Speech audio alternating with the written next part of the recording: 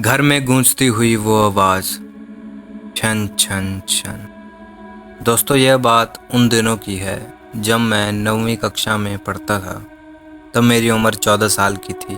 उस समय मैं अपनी फैमिली के साथ रहता था। मेरी फैमिली में मेरी मम्मी पापा और मेरी छोटी बहन भी थी। मेरे पापा गवर्नमेंट की नौकरी करते थे, इसीलिए हमें सरकारी क्वार्टर्स में रहना पड़ता था। जब मेरे पापा का प्रमोशन हुआ था तब हमने उस कॉलोनी में एक बड़ा सा फ्लैट ले लिया था।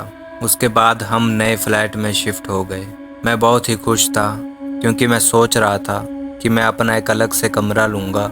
पता नहीं क्यों जिस दिन से हम उस घर में रहने के लिए गए थे तब से मुझे उस घर में अजीबोगरीब बेचैनी महसूस हो रही थी। उस घर में मुझे देर से सोने की आदत थी क्योंकि हमारा टीवी चैनल वाला हर रात को एक नई फिल्म दिखाता था और मेरी मम्मी पापा और बहन दूसरे कमरे में जल्दी सो जाते थे। शुरू में तो सब कुछ ठीक ठाक था, लेकिन अचानक मुझे एक रात को जब मैं अपने बेड पर बैठकर मूवी देख रहा था तो अचानक मुझे रूम के बाहर से किसी की आवाज़ सुनाई दी। मुझे लगा कि मम्मी यहाँ पानी पीने के लिए उठी होंगी। मैंने ध्यान नहीं दिया, हाँ, लेकिन मैंने टीवी का आवाज़ थोड़ा धीमा कर दिया। लेकिन 4-5 मिनट के बाद फिर से वही आवाज़ आने लगी। वह आवाज़ किसी औरत के चलने पर उसके पायल की आवाज़ आती हो, जैसे छन छन छन। बिल्कुल ऐसे ही आवाज़ आ रही थी। मैंने टीवी का आवाज़ बिल्कुल बंद कर दिया था, लेकिन बाहर से वही आवाज़ आ रही थी, छन छन।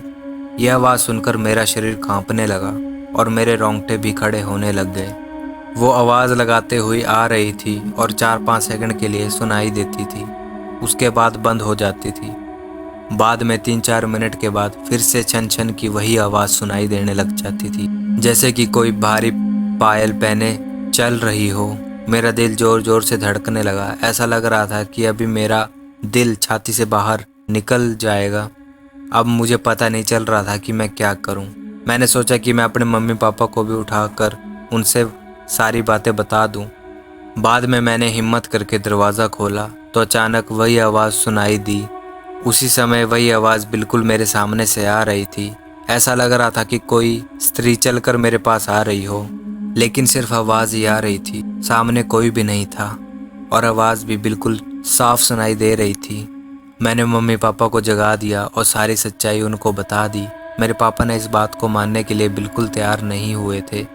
वैसे भी वह सब पूरी तरह नींद में थे, किसी ने मेरी बात पर ध्यान नहीं दिया। मैं अपने मम्मी पापा के साथ उनके कमरे में सो गया।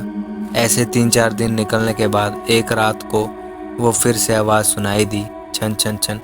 बाद में मुझे उस आवाज़ की आदत पड़ गई। तो दोस्तों, ये थी एक हॉरर हाउस की कहानी। तो आई होप आपको अच्छी लगी होगी। तो लाइक ज़रूर कर देना एंड सब्सक्राइब ज़रूर से कर देना और कमेंट करके आप मेरे को अपनी राय ज़रूर से दें। तो मिलता है आपसे एक और न्यू वीडियो के साथ। तब तक के लिए बाय बाय गाइस।